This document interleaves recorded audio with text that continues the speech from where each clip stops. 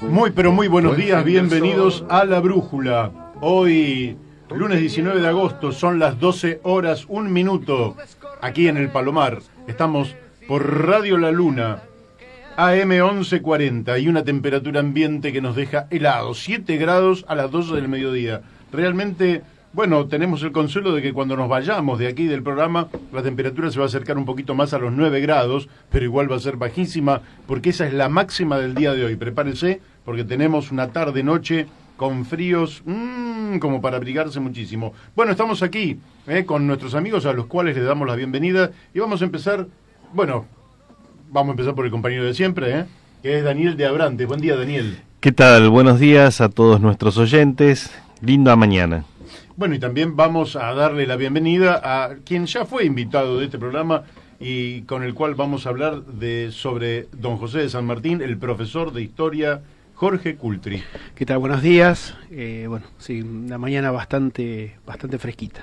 Así es. Bueno, estamos, lógicamente, que pienso que el frío, no lo hemos recorrido toda la geografía de la Argentina, pero seguramente con distinta intensidad debe existir desde la Antártida, Ushuaia, hasta quizás La Quiaca.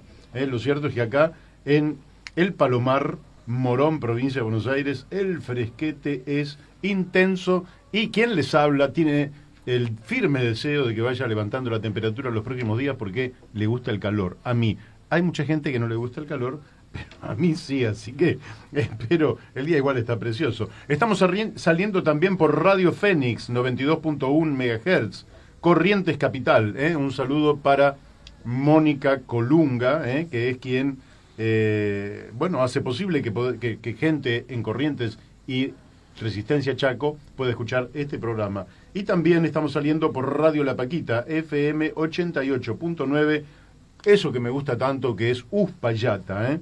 La verdad que para mí es un gustazo enorme que nos estén escuchando amigos allí en las alturas de la cordillera de los Andes, en un lugar tan extraordinario y que realmente quiero como tanta parte de la geografía de la Argentina. Un abrazo para Gustavo Figini y Elvio Yadanza. Les quiero recordar que para quienes quieran escuchar los programas o en particular alguno de los reportajes que nosotros hacemos, se tiene que suscribir al canal de YouTube La Brújula en la Luna. La Brújula en la Luna. Allí puede usted encontrar el programa que desee. Puede encontrar, en fin, desde Miguel Bonazo, pasando por Maristela Esbampa, pasando por Enrique Viale, por Alcira Argumedo, por Claudio Lozano, por Julio Gambina, por no sé, tantos, porque ya debemos haber hecho más de 100 reportajes y usted va a encontrar una variedad de expresiones sobre temas políticos, sociológicos, institucionales. Félix Lom, por ejemplo, que ha sido un constitucionalista, y hoy queremos hablar nada menos que con uno de los constitucionalistas más jóvenes de la Argentina, que es Roberto Gargarella, que es un abogado, jurista, sociólogo, escritor y académico, acá, de los nuestros, argentino, especialista en derechos humanos, democracia, filosofía política, derecho constitucional, igualdad y desarrollo, protesta social, ha trabajado sobre ese tema. Moral y política. Moral y política.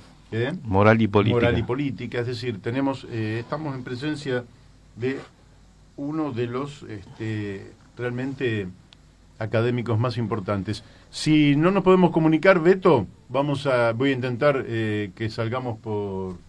¿Pero por qué no se puede comunicar? No sé. Sí, estamos comunicados con Roberto Gargarella. Hola, buen día, Roberto.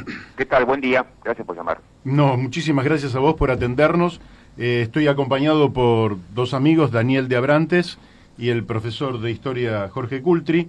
Así que, si te parece, te voy a empezar a preguntar a sabiendas de que tenemos un tiempo limitado, y ya te aviso que te voy a molestar en el futuro de nuevo.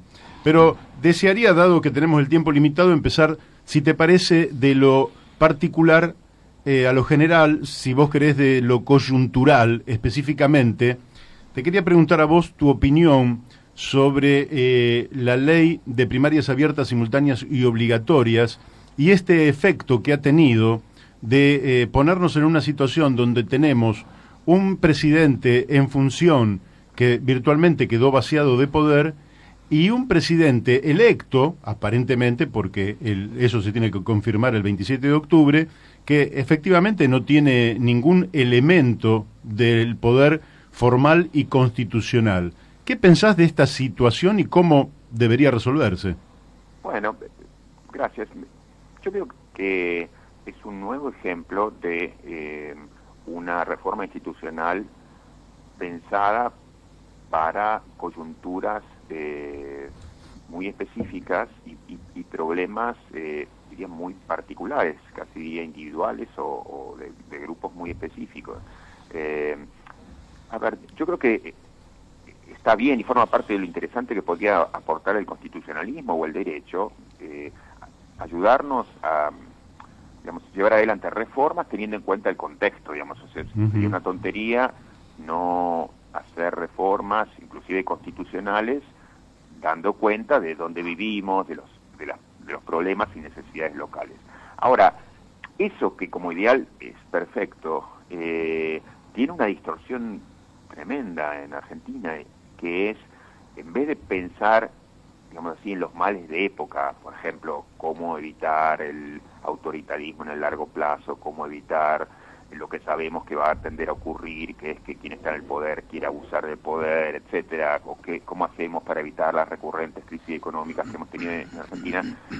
Lo que hay son reformas movidas por el interés particular, específico, digamos, de un partido. Eso se ve en la Constitución misma, desde las mayorías que exigen para ver si se pasa o no a segunda vuelta, a la misma, digamos, reforma de las PASO, que tuvieron que ver con problemas muy específicos del kirchnerismo, tratando de que no se le escaparan votos, digamos, de otras agrupaciones asociadas, y entonces quedamos en el peor de los mundos porque, digamos, se trata de reformas no pensadas para el conjunto, pero otra vez no quiero atribuir esto ni al kirchnerismo, ni lo anterior al fondinismo o al menemismo, sino como que estamos pensando mal las reformas, no a partir, digamos, de problemas comunes, compartidos, propios de la era, qué sé yo, lo que fue la época de las violaciones de derechos humanos,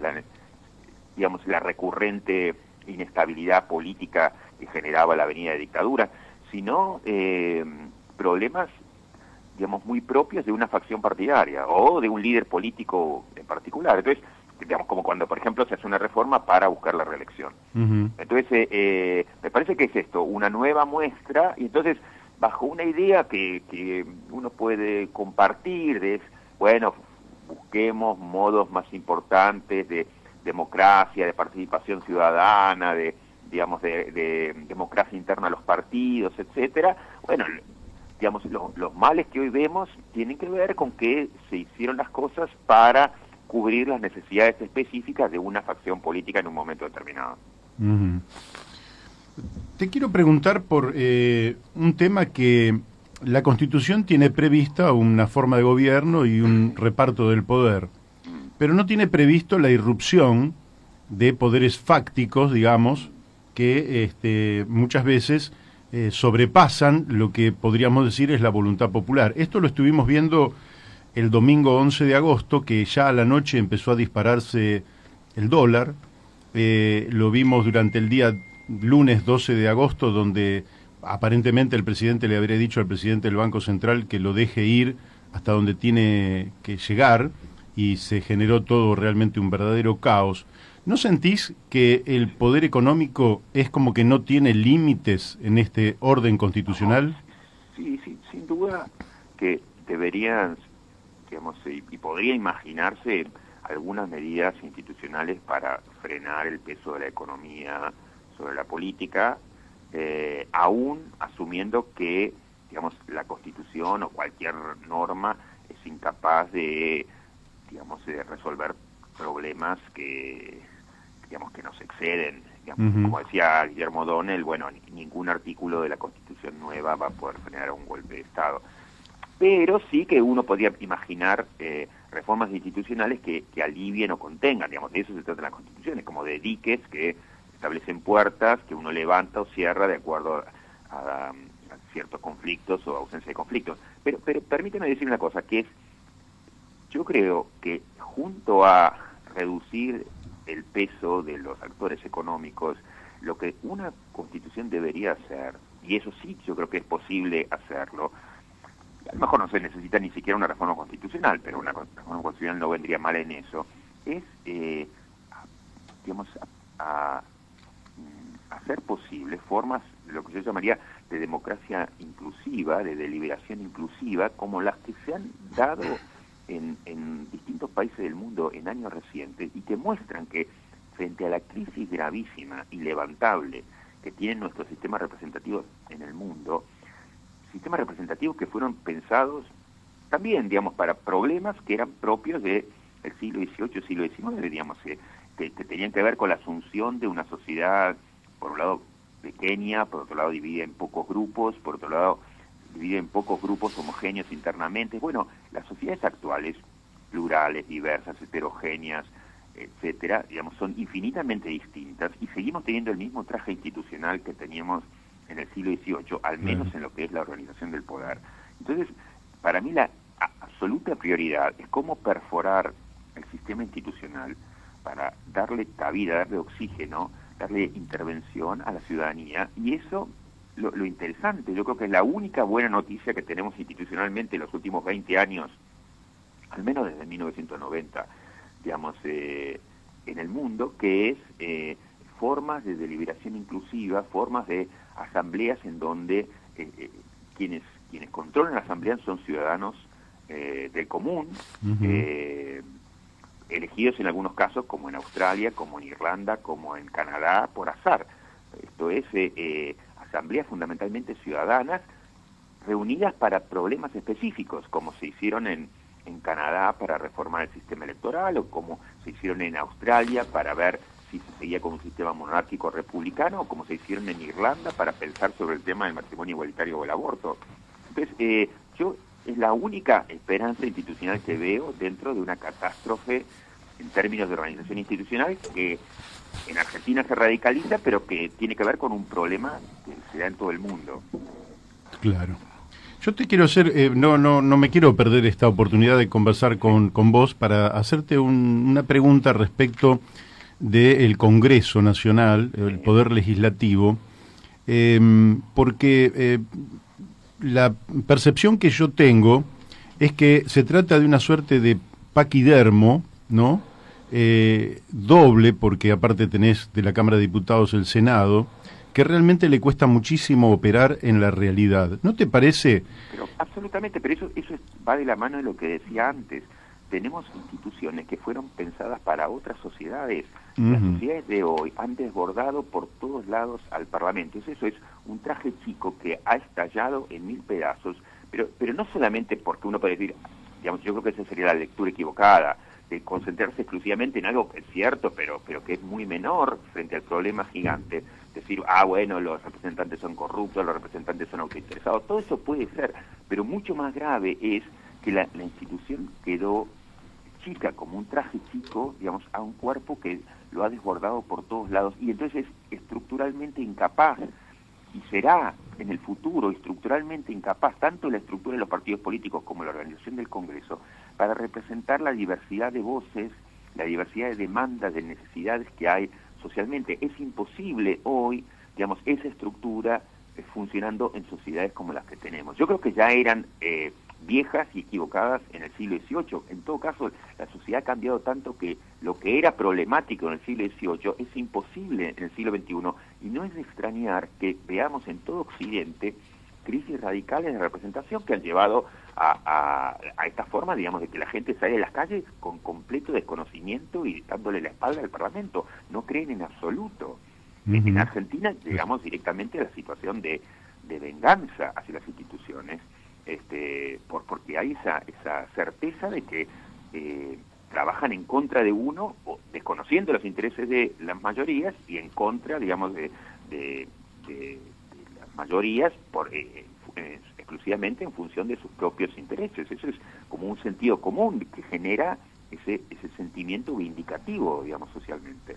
Bien. Bueno, ahora paso un poquito a un tema también que es de tu profundo conocimiento, que es el tema de la justicia, que también se ve fuertemente desprestigiada porque da la impresión que en lugar de actuar conforme el derecho, las leyes, la Constitución, lo hace conforme los hacia dónde soplan los vientos políticos. Sin duda, pero mira, me interesa que las 3 o 4 preguntas o comentarios que hacías, digamos, todos los podemos vincular, estamos hablando de lo mismo, es otra vez un sistema institucional que quedó derruido con el paso de los años y que estaba preparado para otra cosa, que yo creo que tiene que ver con el paradigma elitista, que en el caso de Argentina era propio del siglo XIX, de mediados del siglo XIX, del consenso, digamos, unitario federal o liberal conservador que se forjó en 1853.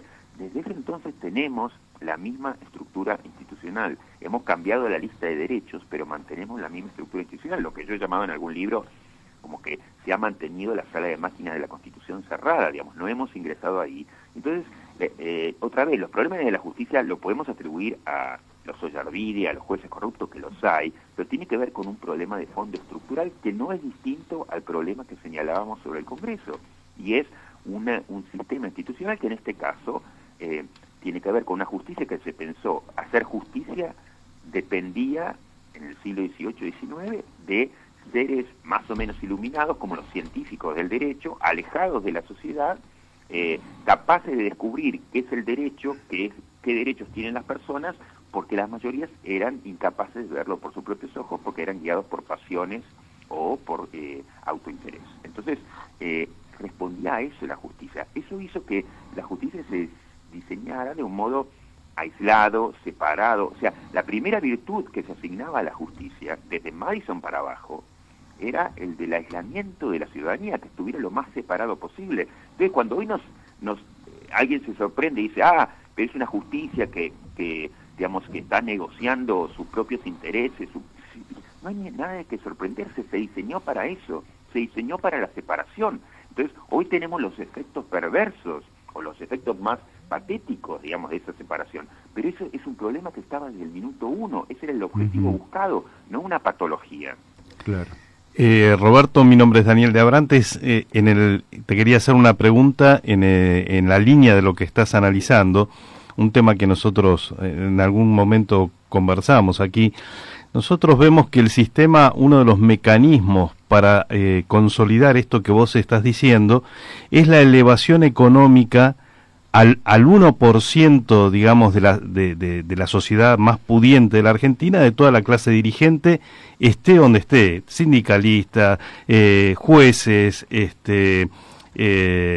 políticos, o sea, toda la clase dirigente en gran medida participa de los beneficios. Totalmente. De ese 1% más rico de la sociedad. Totalmente. Entonces, pero eso, digamos, ese es el resultado de una maquinaria que está organizada de un cierto modo, que permite, digamos, que los que están en funciones de poder tomen decisiones más o menos discrecionalmente y que impiden a la ciudadanía que ejerza control.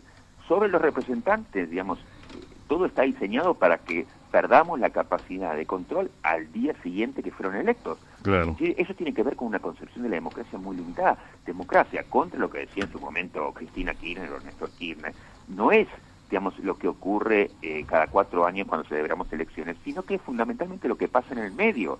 Sin embargo, los sistemas institucionales que estamos viviendo están hechos para elegir y que después nos vayamos a dormir, como decía Macri. Digamos, elegimos y tenemos que después irnos a dormir corriendo. No, lo importante es lo que ocurre mañana. Entonces, no tenemos mañana la posibilidad institucional de tocar botones y decir, usted váyase, o haga esto, o deje de hacer esto, o cuidado con hacer esto. No tenemos esa posibilidad institucional. Entonces la gente sale a la calle desesperada cuando ya está forzada por sus intereses contra la pared, digamos, está aplastada por un corralito o por lo que sea, pero no ese es el modo de pensar la democracia, y eso no es algo atribuible a la actitud, a la pasividad o a la apatía de los ciudadanos, sino a un sistema institucional que no nos da herramientas salvo del control periódico en la votación, y con los jueces ninguna. Entonces no hay nada de que sorprenderse si luego como resultado tenemos esto que señalan sobre el 1%. Ese es el Claro. resultado esperable, no un resultado patológico. Claro.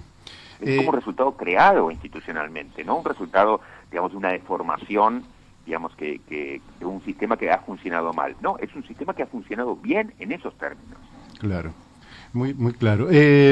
Roberto, te quiero hacer una consulta también sobre otro de los poderes, por decirlo así, con esta transformación tecnológica de las últimas décadas, que es el tema de los medios. Hace 20 y pico de años se decía lo que no sale en Clarín no existe. Hoy en día la cosa es muy, pero muy distinta. ¿Cómo estás viendo el papel justamente de los medios y también de los medios alternativos? Sí, a mí, digamos, digamos, yo participo de una visión de la democracia que incluye a los medios y que requiere reformas sobre los medios. Yo defiendo una, entre comillas, democratización de la palabra, pero eso, digamos, tenemos modos de hacerlo. Del mismo modo que defiendo la democratización de la palabra, que incluye una reforma en la ley de medios, al mismo tiempo que digo eso, digo que me parece exagerado, absurdo y equivocado la idea de que son los medios los que determinan lo que van a pensar los ciudadanos mañana. Claro. Afortunadamente, en el reportaje que se le publicó a Alberto Fernández en Clarín este domingo, digamos, él mismo reconocía ese punto, digamos, que es obvio, pero que no ha sido obvio en su tropa durante todos estos años, digamos, que muchos han actuado y siguen actuando bajo la idea de que hay una gran conspiración mediática. Por supuesto, los medios, entre otras cosas, porque los medios se han concentrado económicamente, tienen sus propios intereses y actúan a favor de sus propios intereses. Entonces, no hay nada que sorprenderse de eso. Ahora, otra cosa es pensar que eso genera que cuando los medios cambian la tapa, digamos, la ciudadanía está lobotizada y pasa a pensar lo contrario de lo que pensaba el día anterior, digamos, que han hecho una lobotomía a la gente, ¿no? Digamos, la gente tiene el pensamiento propio, es capaz de, digamos, de reflexionar, criticar, entre otras cosas porque se informa desde lugares distintos y tienen formas distintas de socializar y de reconocer información, pero entonces rechazaría esa idea simplista que es muy propia de los años 60, digamos, de los estudios primero de la comunicación, ¿no? de la visión más vieja de Noam Chomsky, digamos, pero que eso realmente ha quedado en los años 70, ¿no? 60, 70, no puede seguir pensándose hoy en esos términos. Bien. Voy más o menos ya diciéndote quizás la última o la anteúltima pregunta. En tu blog aparece un artículo de José Nathanson, que es, creo que, una persona respetable, Sí. y en un momento él dice: cuando vos metés la dimensión ética en la discusión política, cancelás la discusión política. Yo quedé petrificado frente a esto porque provengo de un partido que por lo menos históricamente trató de hacer de la ética la guía o la disciplina a partir de la cual hacer política. ¿Cómo ves que quizás uno de los referentes de la fuerza emergente esté pensando o diciendo esto? Sí, a mí me parece, digamos, sorprendente e indignante, digamos. Pero en todo caso, en relación con él, que es no un amigo, pero una persona que conozco y respeto, me sorprende, digamos, que diga una cosa semejante, que busca finalmente, digamos, minimizar el peso del discurso anticorrupción y digamos, y es muy enojoso, por un lado porque entonces está sirviendo a una operación política que es consciente o inconscientemente, otra vez no pienso en una conspiración, pero sí consciente o inconscientemente está esa idea de, bueno, todo lo de la corrupción no es demasiado importante, cosa que me parece insólito, pero además porque primero la moral, como digamos lo que nos debemos unos a los otros, o la ética personal, es lo más importante y lo más interesante que tiene la política. La política, cualquier paso que se da, digamos, refleja una cierta concepción de la moral y digamos, la ética personal de los que actúan es lo que puede dar vitalidad a una política que está muerta, digamos, cuando apareció Alfonsini frente al escepticismo de muchos, digamos, la desesperación de tantos otros, o la certeza de que no se podía hacer nada, levantó un discurso de juicio a las juntas. Bueno, eso tuvo que ver con un compromiso ético, también personal, con una concepción moral sin ninguna duda, y yo diría es lo más bonito que ha dado la vida política argentina en su historia, lo más importante, digamos, lo que le ha dado vitalidad a una política de otro sentido muerta o asesinada.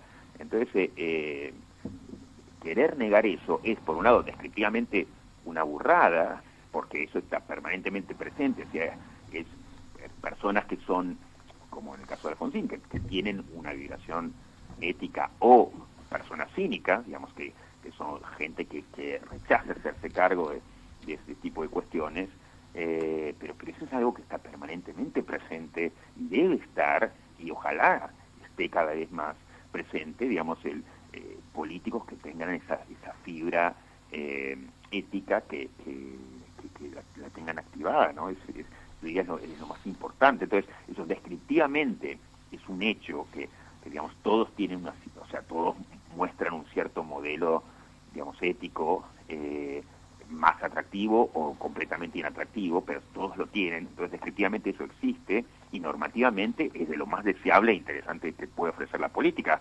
Políticos que tienen una carnadura moral, digamos, ¿no? Bien, bien, bueno, ya hemos completado el tiempo, pero es la última, ahora sí. Decime. Y desde ya muchísimas gracias. Han pasado 25 años de la reforma constitucional de 1994. ¿Te parece razonable que el país, la política, vuelvan a discutir la Constitución Nacional, una reforma posible, deseable, que lógicamente dé cuenta de los enormes cambios que, digamos, transitaron desde 1994, donde prácticamente Internet aquí en la Argentina no existía, al día de hoy, donde todo se ha revolucionado y donde ha aparecido además nuevas generaciones? Es una pregunta muy importante y podría en lo personal hablar horas sobre eso, porque es un tema que me encanta, pero diría varias cosas. Una, que hay muchos cambios que se pueden hacer sin necesidad de una reforma constitucional, y entonces inclusive muchas de las cosas que he dicho, por ejemplo, estas iniciativas de asambleas deliberativas inclusivas, podrían hacerse sin una reforma constitucional. Entonces, eso por un lado. Segundo, que hay una nota en contra de las reformas constitucionales que tiene que ver con esta historia reciente, y es que las reformas se han subordinado no a los grandes problemas de la era, de la época, sino a los intereses de coyuntura más estricta de una facción política la que lo promueve. Y entonces, digamos, de ser, como decía Alberdi, instituciones que afronten las grandes tragedias de la época, pasaron a ser instituciones y reformas al servicio de las necesidades inmediatas de un líder, típicamente la reelección.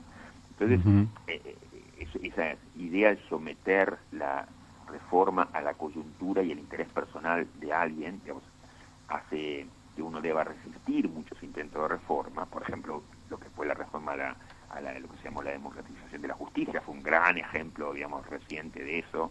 Esto es toda una gran parafernalia, digamos, de presuntos cambios para servir al interés coyuntural más obsceno de una facción política.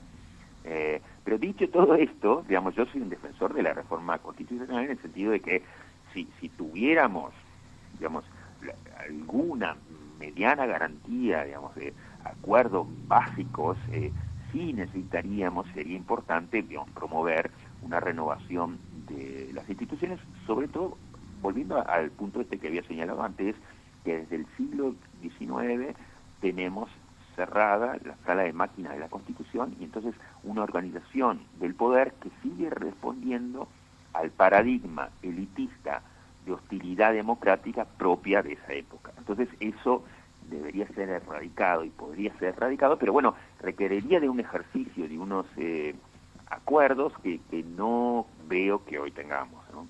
Claro. Bueno, Roberto, te liberamos por hoy, te agradecemos muchísimo la amabilidad que has tenido. La generosidad en el tiempo. Bueno, y bueno, te deseamos lo mejor para el día de hoy, ¿eh? Así Sí, que sí. te mandamos un abrazo. Un abrazo y muchísimas gracias a ustedes. Gracias. Hasta luego. Muy Bueno. interesante. Muy interesante. Yo justamente hoy, retomando uno de los temas que desarrolló Gargarella, estuve escuchando la conferencia matutina de López Obrador, que versó básicamente sobre dos de los temas que tratamos acá. Sí, uno de los temas era el enriquecimiento o los lujos de la dirigencia en general, ¿no? Y cómo esto generaba despegaba a la dirigencia de la realidad del pueblo. Entonces hay que hacer un esfuerzo para acercar estas puntas. No puede ser que un funcionario, ¿sí?, gane 4 veces el salario medio en un país, porque eso genera una distorsión. ¿Nada más que 4 veces? Sí, bueno, ¿En Argentina? mucho más. No, pero dije 4 veces por decir un nivel distorsivo de la realidad, porque Sí, claro. obviamente el que gana 4 veces más va a ver la realidad de una manera distinta. Así es. Y el otro de los temas que desarrolló también en profundidad es el tema de la moral en la política. Porque si no hay moral en la política, digamos, es muy desalentador. Es muy desalentador el todo vale. ¿Sí? Sí, sí, sí. Y se está, por lo menos, yo lo estoy siguiendo desde el discurso a López Obrador y desde algunas medidas que están tomando, por lo menos vemos ahí una intención de avanzar en ese sentido. Por lo menos el tipo pone el cuerpo en esa línea, ¿sí?, y se somete en esa línea al escrutinio de la gente, ¿sí? Sí, sí. Y él dice que el problema de la pobreza en México, en parte, se va a ir resolviendo a partir de una racionalización del Estado en todo sentido, digo, de los gastos superfluos, de los lujos. A ver, recordemos, la gobernadora de la provincia de Buenos Aires, en una provincia que está hecha polvo, se da el lujo de volar todos los días en un helicóptero, con el costo sideral que eso tiene. En vez de estar viviendo donde tienen que estar viviendo, que es La Plata, vive en Morón, rodeada ahí de una parafernalia en la base, y movilizando una cantidad de recursos. Señalo esto, no es Sí, pero es muy importante. son indicadores, ¿no?, Es muy de la importante sensibilidad. Porque además el ejemplo es lo que da autoridad moral. Es decir, las palabras ya suenan huecas en la política y en general en la sociedad. Y esas palabras toman cuerpo cuando los que conducen, los dirigentes, los que están en la cima de la sociedad, dan el ejemplo. Y en una sociedad realmente castigada por el empobrecimiento, por la miseria, por la exclusión, por la pobreza masiva, la austeridad de parte de los funcionarios se vuelve en obligatoria. Sí, de la misma manera que digo esto de Vidal, digo la obscenidad, ¿sí?, de mostrarse con una cartera que vale $30.000 por parte de Cristina en muchas ocasiones, ¿no? Sí, claro. Entonces, necesitamos ir a un nuevo perfil de dirigencia política. Pero no sé si nuevo. Bueno, No sé si nuevo. Pero Porque yo- dame un segundo, sí. Jorge, que ya vas a entrar vos. No sé si nuevo, porque vamos a escuchar ahora, si lo tenés ahí, escuchamos y entramos en el tema. Bueno, ahí tenemos el ejemplo de San Martín. No hay nada nuevo, ahí hay autoridad moral y ejemplaridad. Jorge Cultri, profesor de Historia, ¿qué nos puede decir al respecto? Bueno, sí, justo quería mechar un poco lo que estábamos diciendo, que estábamos comentando con una decisión que toma San Martín en 1814 cuando estaba a cargo de la gobernación de Cuyo. Se los leo breve, dice: en momentos de angustia para el erario de la provincia, dispone, desde hoy quedan nuestros sueldos reducidos a la mitad. El empleado que no quiera donar lo que deja de percibir recibirá un boleto para su abono en mejor circunstancia. ¿Sí?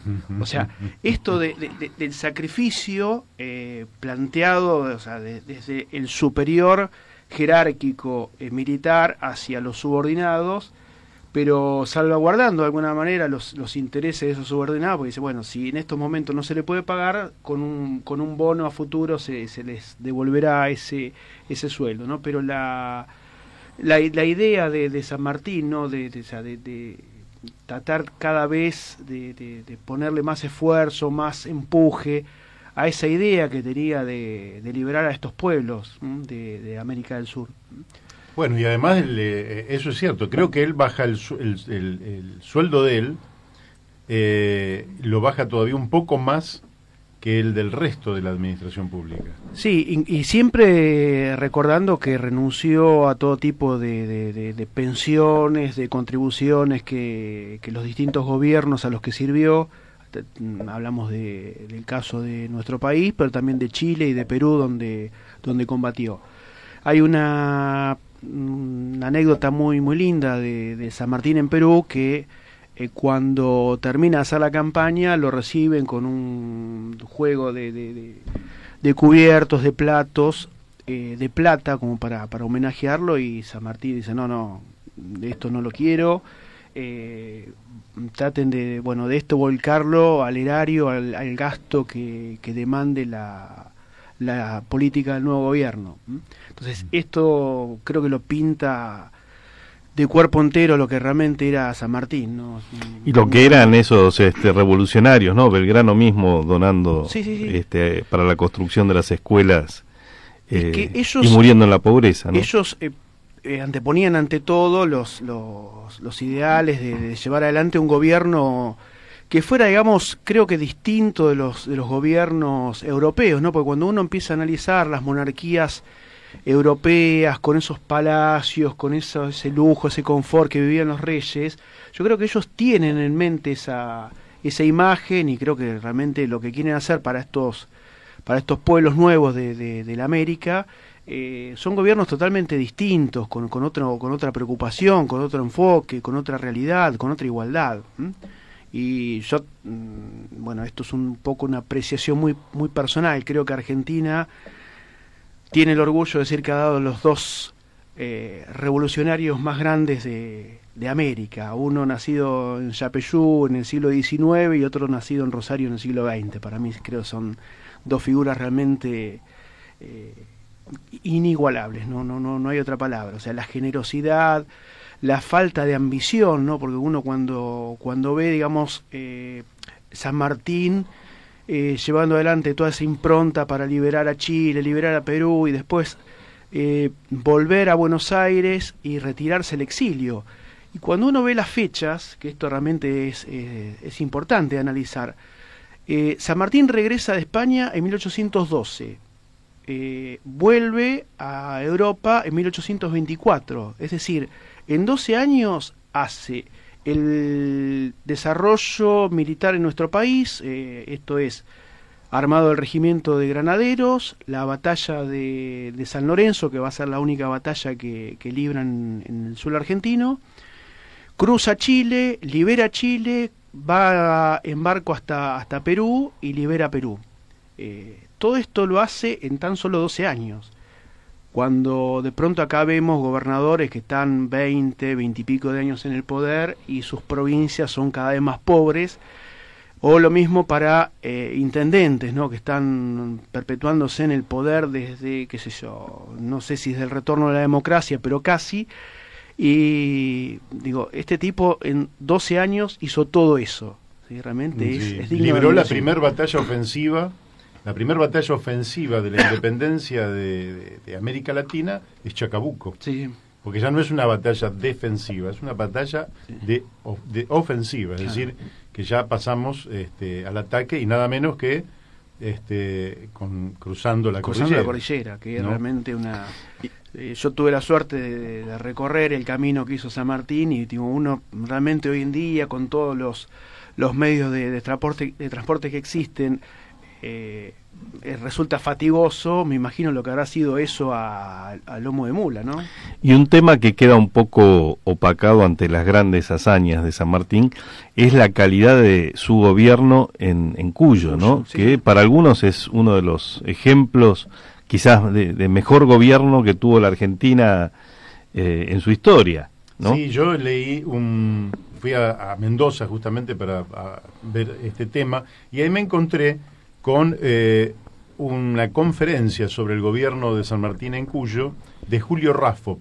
Julio Raffo, que no es el que fue por Proyecto Sur diputado en la ciudad, sino familiar de Julio Raffo, y un material recomendado porque efectivamente la ejemplaridad de San Martín es extraordinaria, la voluntad, la disciplina, incluso sobrellevando dolores físicos por su enfermedad, ¿no? Es realmente admirable. Vos que estás en el sistema educativo, Jorge, ¿no sentís que falta elevar todavía más la figura de San Martín para que muchos sientan este ejemplo para conducirse a lo largo de la vida?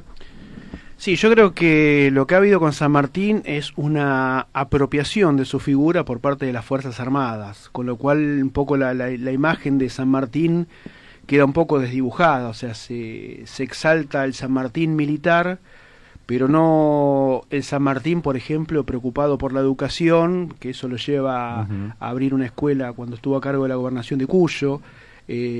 Tampoco, digamos, se toma muy en cuenta el San Martín político. La otra vez, cuando fue el aniversario del Congreso de Tucumán, para el 9 de julio, una de las cuestiones que aparecen es San Martín negándose a aceptar a un monarca como gobernante para estas tierras, ¿sí? Ahí aparece el San Martín político, que reitero lo que comentaba hace un ratito. Yo creo que ellos tenían muy presente lo que habían sido las monarquías europeas, con todo ese lujo, con todo ese confort, y lógicamente él no quería eso para nuestro país, y esto es lo que de alguna manera lo lleva a cuestionar duramente aquellos proyectos monárquicos que se barajaron en el Congreso de Tucumán. Pensemos que incluso había un proyecto de coronar al duque de Alba, que era un español. O sea, esto es sumamente contradictorio, tener a un San Martín preparando sus ejércitos para pelear contra los españoles y el Congreso de Tucumán analizando la posibilidad de coronar a un español como rey. O sea, realmente sumamente ridículo, ¿no? Pero vamos. Bueno, vos sabés que ha circulado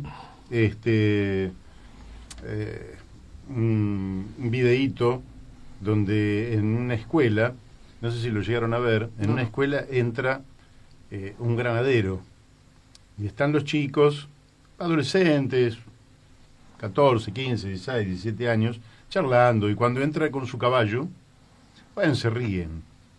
Y después el granadero empieza a dar el discurso de San Martín antes de la batalla de Chacabuco. Y ese discurso debería formar parte permanente de la educación argentina, porque en ese discurso está el proyecto de este país. En ese discurso está el proyecto de este país. Yo lo tengo acá, pero creo que es conocido por todos. Si pudiéramos lo paso, porque lógicamente que nos va a faltar la imagen y eso nos va a dificultar. Así que si se mezclan un poco los sonidos, pero ahí va entrando el granadero, están los chicos se ríen, todavía no le prestan atención, se va acercando con su caballo y va a hacerles la... Todos y cada uno de ustedes saben por qué hemos pasado. Llegar hasta aquí es mucho, pero nunca es suficiente. El enemigo nos espera y espera bien armado. Ustedes son la esperanza de América y llevan consigo lo más importante, su libertad.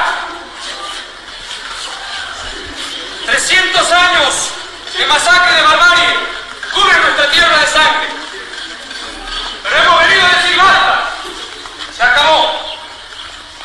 señores, sus hijos y los hijos de sus hijos recordarán este día con orgullo, porque le dejaremos una tierra digna de ser vivida, donde puedan sembrar, crecer y prosperar, donde cada hombre decida su futuro, sin importar su color, su linaje o procedencia, porque todos somos iguales ante los ojos de Dios, y todos somos iguales ante la muerte,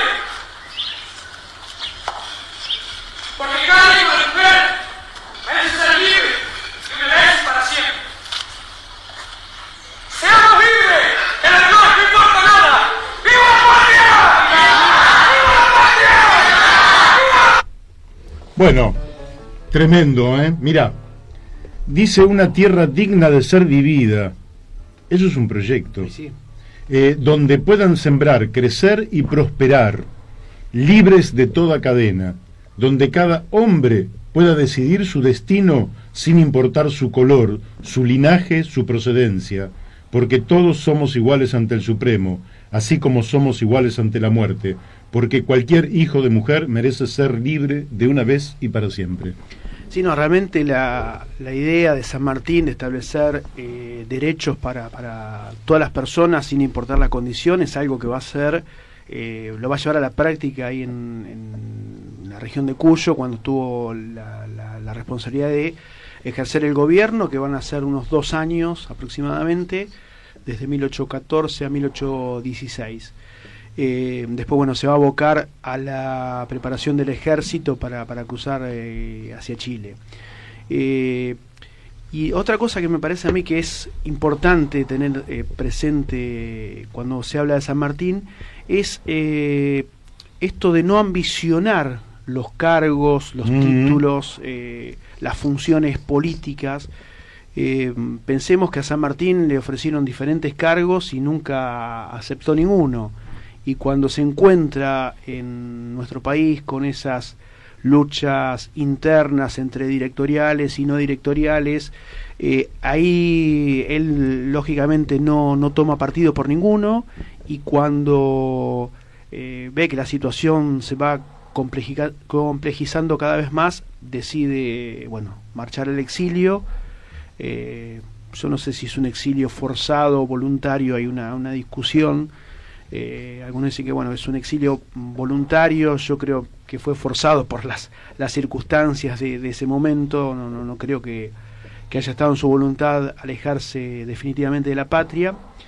Y el regreso es en 1829, en medio del conflicto ya durante el gobierno de Rosas con los franceses y los ingleses. Y ahí San Martín decide no bajar directamente y retorna a Europa, donde bueno, se queda hasta 1850. Bueno, 1850 es cuando fallece, ¿no? Y ahí el papel de Rivadavia con él, esa relación. ¿Qué nos puedes decir? La relación, o sea, directamente no existió, solamente una relación conflictiva. Claro, o sea, tanto desde Rivadavia como desde todo el porteñismo, por llamarlo de alguna manera, fue desinteresarse de lo que planteaba San Martín. Hay una preocupación lo que pasa que es complejo, porque lo que hay que analizar es la visión que tiene el gobierno de Buenos Aires en ese momento, que era muy distinta de los gobiernos del interior. Buenos Aires, para 1817, 1818, cuando ya Chile es liberado, tiene la sensación de que, o sea, ya, digamos, es imposible que la autoridad española pueda ser un problema. Entonces de ahí más se desentienden de toda la situación político-militar.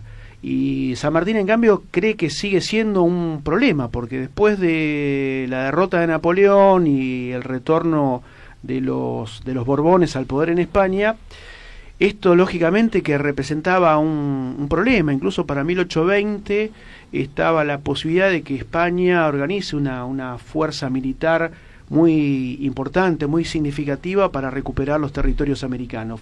que finalmente no se concreta. Pero esto lo sabemos hoy con el diario El Lunes. Para ese momento no era tan sabido, tan conocido esto de que finalmente no iba a ocurrir. Entonces, para San Martín realmente era una preocupación. En cambio, para Buenos Aires, no. Y el gobierno de Buenos Aires se entiende de San Martín, no le presta auxilio. San Martín, en reiteradas oportunidades, pide financiamiento económico y ni siquiera le responden las misivas. Entonces, esto, lógicamente, a él le genera mucha bronca. Haberse quedado solo de alguna manera con tan solo el respaldo de O'Higgins, ¿no? Esto también hay que valorar el que tiene un papel extraordinario. Obviamente, sí. De hecho, la campaña militar que San Martín lleva adelante en Perú es debido al esfuerzo que hace O'Higgins desde Chile. Sí, a mí me tocó estar en Chile y ahí en las Alamedas, que mencionadas por Salvador Allende en su último discurso, y están los monumentos a San Martín y a O'Higgins. Qué bárbaro que casi hayamos llegado a la guerra contra Chile, ¿no? Qué bárbaro, cuando en realidad deberíamos ser parte de la misma nación con estados distintos, pero la misma nación. Sí. Entonces, como podría ser, por decirlo vulgarmente y para que se entienda, Morón y La Matanza, digamos. Tienen dos estados municipales distintos, pero son parte de la misma nación. Chile y Argentina deberíamos ser parte de la misma nación, porque justamente el vínculo en el momento de la independencia ha sido tan intenso que es indestructible. Sí, además tenían un pensamiento político bastante parecido, O'Higgins con San Martín, porque de hecho entre ambos llevan adelante el plan de liberación de Perú, y O'Higgins tampoco reclama sobre Perú ningún tipo de prebenda, ningún tipo de beneficio. Jamás le reclamó ni un pago ni un cargo al gobierno peruano que se erigió, que se formó a partir de la declaración de la independencia. Esto creo que también enaltece a O'Higgins, y creo que son dos figuras realmente a tener muy presente, ¿no? Con su ética, con su valor. Distinto es el caso de Bolívar. Sí, yo disiento mucho con aquellos historiadores que los ponen a los tres en el mismo plano, ¿no? Bolívar, con su ambición de crear una Sudamérica unida en un solo gobierno, que realmente hubiese sido muy importante, pero bajo su control político. Esto creo que es la diferencia. En cambio, ni San Martín ni O'Higgins tenían esa ambición política. Bueno, por tanto, no todo lo nuevo es mejor, ¿eh? Atenti, muchas veces es volver. Es decir, cuando lo nuevo es el neocolonialismo, me quedo con la vieja independencia que soñaron nuestros próceres. Y volver a ellos entonces ya es un deber. No se trata de lo nuevo frente a lo viejo. Lo nuevo es la consecuencia del paso del tiempo, nada más. Y no tiene mérito por ser nuevo. Si no, escúchelo a Marcos Peña y se va a dar cuenta que dice barbaridades en nombre de lo nuevo y está creando un futuro horrible para la Argentina. Felizmente ya terminan en poco tiempo, pero nosotros creo que debemos volver a las grandes ideas que inspiraron el nacimiento de la nación argentina para poder reencontrarnos con un destino y no desviarnos hacia los formatos del neocolonialismo que nos proponen las grandes potencias del mundo. Así que por la independencia nacional, en este ya pasado, porque fue el sábado 17 de agosto, con San Martín, viva la patria y también viva la unidad latinoamericana. Bueno, vamos a la tanda de la radio y después volvemos aquí en La Brújula por Radio La Luna. Bueno, seguimos aquí en La Brújula, ¿eh? La coyuntura, el último momento es que el nuevo ministro de Economía, no es el ministro de Economía, en realidad se le llama ministro de Hacienda. Bueno, parece que llegó a Los Abrojos apenas pasadas las 11 de la mañana, está junto al titular del Banco Central, Guido Sandleris. Participan Marcos Peña, Rodríguez Larreta, Vidal, Frigerio, Dante Sica, junto a Mauricio Macri. El problema aquí es que toda reunión de cualquier naturaleza, de cualquier naturaleza, siempre tiene un vector que ordena el resto de los factores. Es decir, siempre hay un tema principal que ordena al resto de los temas, y así se constituye la agenda. Lo que nosotros ignoramos respecto de esta reunión es si lo que está ordenando la agenda de Mauricio Macri es la posibilidad de revertir los casi 20 puntos que le sacó Alberto Fernández en las primarias. Porque si él va a gobernar estos poquísimos 70 días que quedan, hasta el 27 de octubre, con la finalidad de ser reelecto, lo que va a hacer es un desastre aún mayor del que lleva hecho en estos 44 meses de gestión, fruto de la incompetencia con la que asumió la máxima magistratura del Estado. Entonces, entiendo que Macri debería enfocar no hacia la reelección, sino correrse él de su candidatura, dejar que siga la campaña por cuerda separada y asumir la presidencia con la finalidad de estabilizar las variables económicas, aliviar el dolor social que se ha generado, cuidar las reservas que todavía quedan en el Banco Central, a pesar de que algunos dicen que se han perdido más de 3.000 millones de dólares de reservas disponibles que son escasas, porque se habla de más de 60.000 millones de dólares. Ahí hay un montón de elementos que se cuentan que no están disponibles como para intervenir en el mercado, para pagar deuda, porque están, por ejemplo, los swap chinos que rondan los 20.000 millones de dólares, pero que no están en disponibilidad. Entonces apenas debe andar en unos 13, 14.000 millones de dólares lo que tiene el Banco Central en disponibilidad, y lógicamente que no alcanza para cubrir la demanda que hay en torno al pago de deuda, más la gente que quiere atesorar o los que evidentemente compran para fugar el dinero al exterior. En fin, entonces me parece que Macri debería cuidarse mucho. Por otra parte, durante muchos años se habló de la ficción de la independencia del presidente del Banco Central o la independencia del Banco Central. ¿Independiente de qué? Nunca pude enterarme, pero eso se los cuento. Es independiente de las necesidades del pueblo. Eso es una falacia. Finalmente, este grupo que conduce Macri, que siempre habló durante el gobierno anterior acerca de el mandato que el Banco Central recibía del Poder Ejecutivo Nacional, se vuelve a repetir en la actualidad, al punto que ya no cuidan las formas. Se habla mucho del 28 de diciembre del año 2017, donde aparecieron Duhovne, Marcos Peña y en aquel momento Sturzenegger en una conferencia de prensa. ¿Por qué? Porque ponían en evidencia que el Banco Central no era independiente. Error, dicen ellos, era una ficción, porque aunque no se hubieran presentado, todos sabíamos que Adolfo Sturzenegger respondía a Macri, porque era amigo personal, porque había sido presidente del Banco de la Ciudad durante la gestión de Macri, pero ahora ya ni siquiera cuidan las formas. Ahora, junto con Macri, Marcos Peña, Rodríguez Larreta, Vidal, Frigerio y Dante Sica, ¿quién está? El presidente del Banco Central, Guido Sandleris. Pero no era que debía ser independiente, según decían ellos.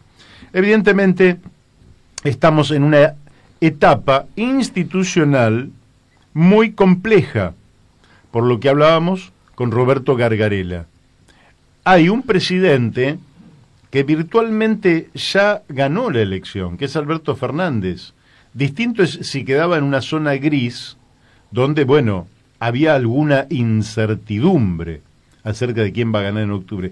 Pero virtualmente se disipó la incertidumbre y ya todo el mundo descuenta que va a ganar Alberto Fernández, porque en realidad no tiene ni siquiera errores para cometer. Con no abrir la boca, el tipo ya gana la elección. Mientras que el gobierno todavía tiene que transitar 70 días muy complejos, 10 semanas complejas, donde tiene que ver qué es lo que hacen los mercados, que no se le dispare el dólar, va a tener problemas porque ahora están diciendo que el dólar por arriba de los 60 pesos a los que se dejó escapar el lunes de la semana pasada era evitable, y por tanto esto puede dar lugar a acciones penales sobre la cabeza del presidente del Banco Central y sobre la cabeza del propio presidente Mauricio Macri, que aparentemente fue el que le dijo a Sandleris, presidente del Banco Central, deja que se vaya el dólar, así la gente aprende a votar. Es decir, como diciendo, no me votaron a mí, lo votaron a Alberto Fernández. Bueno, entonces, deja que estos negros, esto lo agrego yo, ¿verdad? Que estos negros aprendan a quién tienen que votar. ¿Quieren votarlo a él? Que todo se dispare.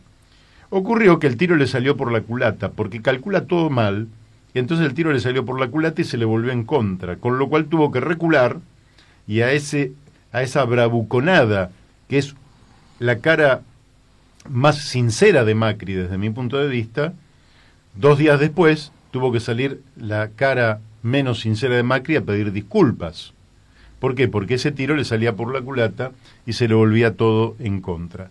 En un contexto entonces realmente complicado desde el punto de vista institucional, desde el punto de vista económico, y ni hablar desde el punto de vista social, donde quizás algunas medidas correctas implementadas por el gobierno, como quitarle el IVA a los alimentos de primera necesidad, podríamos decir que eso está bien, pero son apenas paliativos, como frente a una enfermedad tomar una aspirina.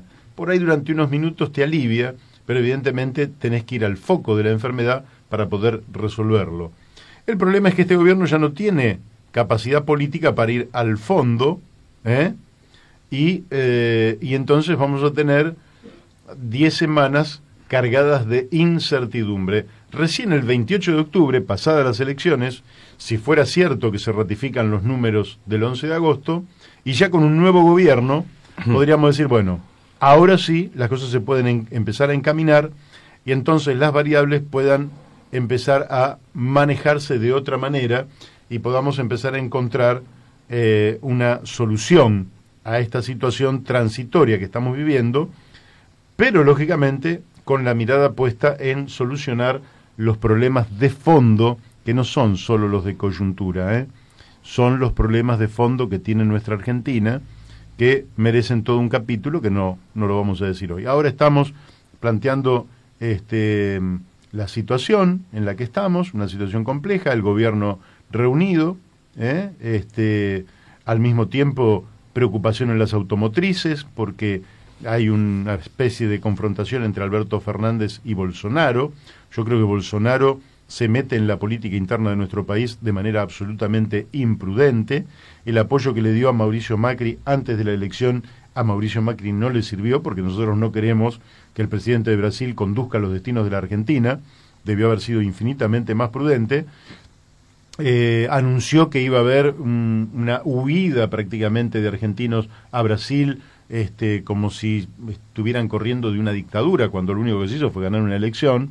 Y todo esto, lógicamente, pone un clima donde las automotrices, que son las que más vinculadas están de un lado y del otro de la frontera, porque son los dos países que tienen industria automotriz y autopartistas, a diferencia de Paraguay y Uruguay, del Mercosur, o Chile, por ejemplo, y creo que Perú tampoco tienen industria automotriz, ni Bolivia. Nosotros sí tenemos, y entonces las automotrices están preocupadas, y todo esto va generando, lógicamente, y va derramando un clima enrarecido en toda la sociedad. Nosotros aspiramos a que las cosas no se desmadren, porque quien sufre siempre es el pueblo pobre, siempre el último orejón del tarro, siempre son los chicos, siempre es la madre con sus pibes chiquitos, la que más sufre, son los abuelos, con jubilaciones que realmente no alcanzan para nada, De manera que, bueno, esperemos que se transite toda esta etapa de la mejor manera posible.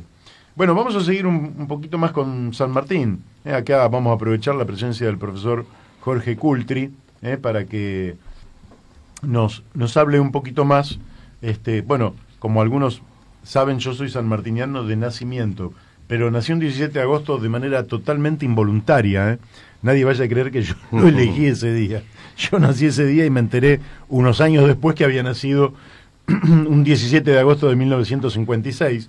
Pero bueno, una vez que me enteré y que era el día de San Martín, lógicamente la naturaleza del cumpleaños me hizo sanmartiniano de nacimiento. En algún momento tendremos que replantearnos esto de conmemorar a los próceres la fecha de su muerte, ¿no? Tendríamos que por ahí tomar la fecha de su nacimiento. 25 de febrero. Claro, el problema es eso, que casi todos nacieron en febrero, entonces es un problema. No, pero está bien, yo no veo ahí el tema. No. Me parece que lo más importante es que se vivió este 17 de agosto con un sentimiento patrio bastante interesante desde mi punto de vista, y yo creo que es lo que está marcando también un pequeño cambio de época, que va más allá de los dirigentes, es un cambio de época en la población. Claro. Y lo que por ahí tenemos que hacer, sobre todo quienes somos docentes, es tratar de sacar más la figura del bronce y mostrarlo como más humanos, que sus valores puedan llegar a servir a los chicos como marco, como referencia. Justo estaba buscando acá, encontré una frase en relación a lo que decía antes, cuando San Martín lleva adelante la campaña de liberación de Perú, una frase que me parece genial, dice: no busco la gloria militar, no ambiciono el título de conquistador del Perú, quiero solamente librarlo de la opresión. O sea, realmente la frase es contundente. Cuando uno por ahí piensa que en general cuando algún dirigente, algún político lleva adelante algún tipo de actividad buscando un rédito, en el caso de San Martín esto está totalmente alejado. O sea, él tiene un ideal que es el de liberar a Sudamérica o a la América toda del dominio español. Por ahí mucho se ha hablado del plan que tenía en mente San Martín y se lo ha asociado a un plan, estoy tratando de hacer memoria, quién era el inglés, el nombre del inglés, que es un trabajo que hace Rodolfo Terráneo, cuando estuvo exiliado en Venezuela, y que es un trabajo muy interesante, donde Terráneo hace una referencia a ese proyecto, y no es extraño de pensar que San Martín haya tenido conocimiento de ese Maitland. El plan Maitland, que consistía en liberar a Chile primero y a Perú después del dominio español, para después avanzar sobre Venezuela, Colombia. Pero digamos, esto no es casual. Tengamos presente que en aquel momento el enemigo para nosotros era España, no Inglaterra. Entonces por ahí algún inglés haya acercado algún tipo de proyecto en el sentido de avanzar digamos, pero Jorge, la idea era bastante sensata, porque habíamos chocado en el Alto Perú, lo que sería Bolivia, y chocábamos y no podíamos ahí resolver la situación. Así que desde el punto de vista intelectual el plan es muy sencillo. Sí. El problema es ejecutarlo. Claro. Y la genialidad de San Martín es poder, con escasísimos recursos, gobernar Cuyo, organizar un ejército, armar ese ejército, convencer a cerca de 5.000 personas que hay que atravesar la cordillera de los Andes, no para ir a pasear, sino para enfrentarte a uno de los ejércitos más poderosos del mundo, dar batalla y ganar las batallas. Claro. Es decir, me parece que concebirlo es una tarea, casi te diría, de lógica sencilla. El problema es, pero ahí tenemos una pared gigantesca, ¿cómo carajo hacemos para convencer a nuestra gente de ir para el otro lado en un ejército de los Andes y dar batalla. Yo te digo, a veces uno no convence a la gente para ir a un asado. Claro. Hay que convencer a la gente para que se reúna, se arme, se discipline, se organice, practique artes militares, se juegue la vida para la libertad. Es tremendo. Ese es el gran mérito de San Martín. Aparte sabiendo que a donde iba a haber intereses bastante complejos, ¿no? Porque hay que recordar que no toda la gente, ni en Chile ni en Perú, quería establecer un gobierno propio por aquellos intereses económicos que tenían con los gobiernos españoles. Esto ya lo habíamos charlado con anterioridad en el caso de nuestro país, ¿no? Donde aquellos comerciantes monopolistas que se veían beneficiados con el tráfico comercial con España tampoco querían que se establezca un gobierno propio. Querían seguir manteniendo el vínculo con España. Otro dato también de esa época muy interesante es la experiencia del plumerillo, que dio origen, bueno, y se lo considera como la experiencia fundacional de la industria nacional, ¿no? Claro. Ahí San Martín lleva adelante un plan para la construcción de armamentos, que esto es lo que le va a permitir también prepararse para lo que va a ser la campaña militar en Chile. O sea, esto es una... Se construyó todo, desde los uniformes, las balas, los fusiles, los cañones. Fue realmente una proeza de creación, ¿no? El proceso del plumerillo, y ahí la otra figura relevante que es la de Fray Luis Beltrán, ¿no? Digamos, una entrega fenomenal para poder lograr este objetivo, ¿no? Y sin recursos económicos, porque eso es lo más interesante. O sea, ellos claro, de la nada se organizaban, armaron la fundición y sin contar con ningún auxilio económico, nada. O sea, las famosas donaciones de los mendocinos, las damas mendocinas y demás, que sirvieron para bancar algunos gastos que tuvieron, pero digo, realmente un ejemplo de organizador San Martín también. Vos sabés que, bueno, para hacer más liviano esto, y quiero decirles que un oyente, Enrique, motivado en esto que estamos hablando y en el señalamiento de Daniel sobre la cartera de Cristina, nos manda una nota que dice Cristina versus Juliana, Cristina Kirchner versus Juliana Aguada, 2 colecciones de carteras que valen lo mismo que un departamento.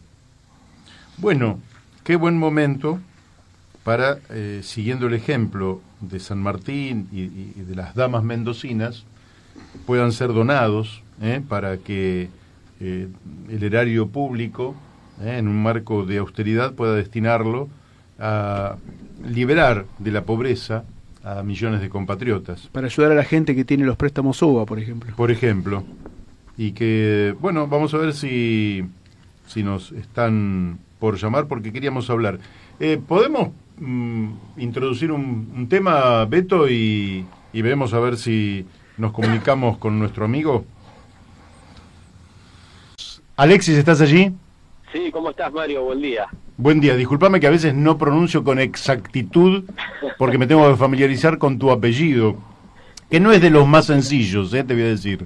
No, es medio trabalengua, las dos cosas juntas se complica. Así es.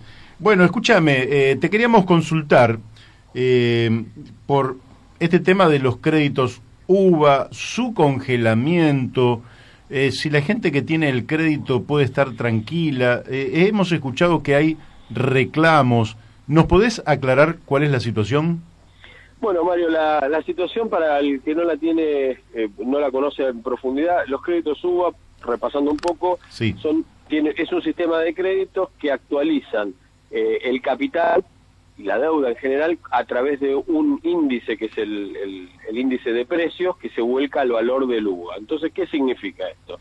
Las cuotas crecen al ritmo de la inflación, básicamente, y los salarios, como todos sabemos, nunca alcanzan a equipararse con el volumen que ha registrado la inflación, y genera esta situación que a medida que va transcurriendo el tiempo, la gente se ve en grandes dificultades para poder pagar.